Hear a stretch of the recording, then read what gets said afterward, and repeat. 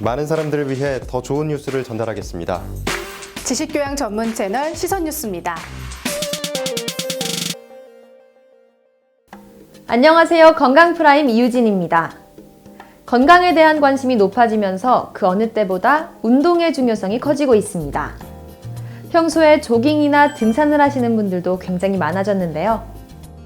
이런 분들 중에 운동을 하고 나서 발바닥 통증, 그 중에서도 뒤꿈치 통증을 호소하는 경우를 보셨을 겁니다. 바로 족저근막염 때문에 발생하는 통증인데요.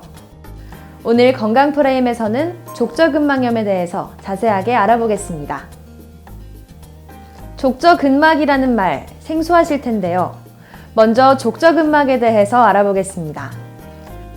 엄지발가락을 위로 들어 올렸을 때 발바닥 쪽에 튀어나오는 부분이 있는데 이를 족저근막이라고 합니다. 족저근막은 발꿈치에 붙는 조직으로 발의 아치를 유지해 줌으로써 충격을 흡수해 주기 때문에 걸을 때 아주 중요한 조직입니다.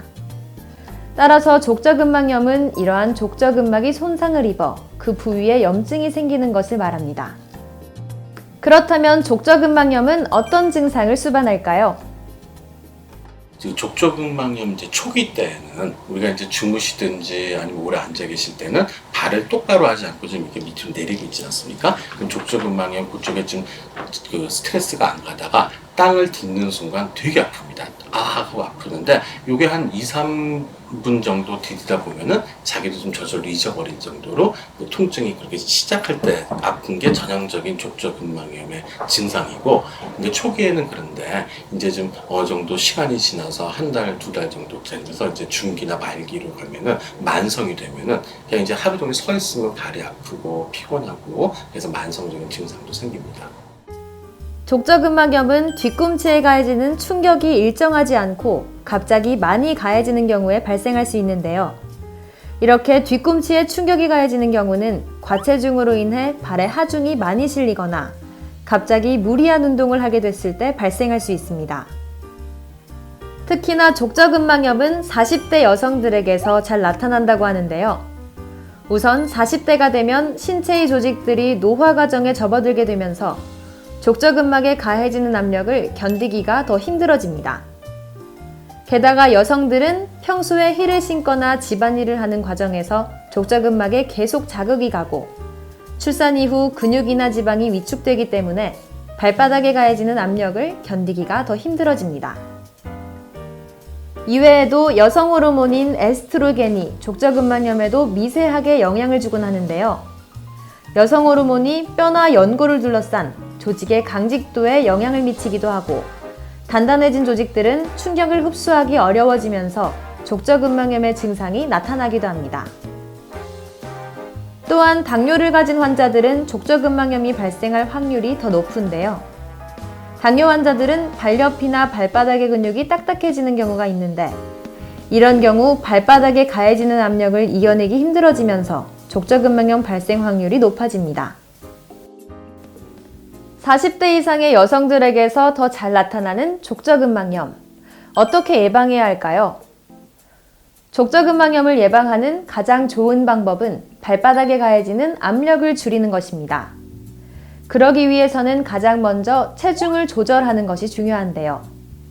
1kg이 증가할 때마다 발바닥에는 5에서 6kg의 무게가 가해진다고 하니까 체중이 평균보다 많이 나간다면 감량을 통해서 발바닥에 가해지는 압력을 줄이는 것이 좋습니다.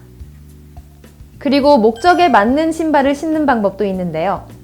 조깅이나 러닝을 할 때는 발바닥에 가해지는 충격을 충분히 흡수해 줄 수 있도록 쿠션이 잘 돼 있는 신발을 신어야 합니다. 또 힐을 계속해서 신는 경우 족저근막에 부담을 줄 수 있기 때문에 앉아있거나 쉴 때는 힐을 벗고 있는 것도 족저근막염을 예방하는 데 도움이 됩니다. 이외에도 족저근막이 압력에 잘 견딜 수 있도록 까치발을 드는 등의 스트레칭을 해주거나 족저근막에 생긴 염증을 가라앉히기 위해서 얼음 마사지를 해주는 것도 예방법 중 하나라고 합니다. 단 이러한 방법을 사용했을 때도 통증이 계속된다면 병원에 가서 진단을 받고 그에 맞는 처방을 받는 것이 좋다고 전문가들은 조언했습니다. 그렇다면 혹시 발바닥의 모양에 따라 족저근막염에 대한 통증이 달라질 수 있을까요? 각각을 예를 들면은 평발일 경우에는 이 밑에 있는 조직들이 다 축 늘어져 있는 상태죠. 그러면 족저근막도 축 늘어져 있거든요. 그러니까 이런 분들이 갑자기 운동을 하게 되면 이 축 처진 데가 기능을 제대로 못하니까 힘줄 족저근막 전체에 지금 무리가 오게 되고, 반대로 아치가 높은 분들은 항상 이 족저근막이 긴장돼 있죠. 그러니까 우리가 팔을 보통 이렇게 당기고 있는데 이 아치가 높으신 분들은 계속 이게 세게 당기고 있으니까 이 뒤꿈치에 무리가 가게 되죠. 그래서 심한 분들은 우선 족저근막염이 심한 분들 중에 이 엑스레이를 병원에 와서 찍어서 이 발의 아치를 보는 게 상당히 중요하고요. 족저근막염이 생긴 경우 발바닥에 통증이 생겼다가 없어지기도 하는데요. 통증이 잠시 있다가 사라지기 때문에 큰 문제가 아니라고 생각하기 쉽습니다. 하지만 족저근막염이 만성이 되면 조직이 딱딱해져서 치료하기가 더 힘들어진다고 하는데요.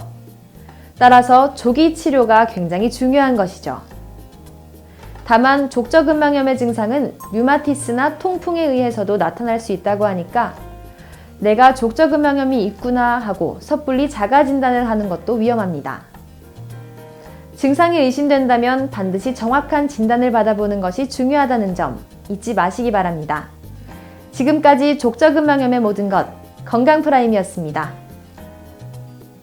건강프라임에서는 질병에 대한 여러분의 사연이나 의견을 받습니다. 많은 제보 바랍니다.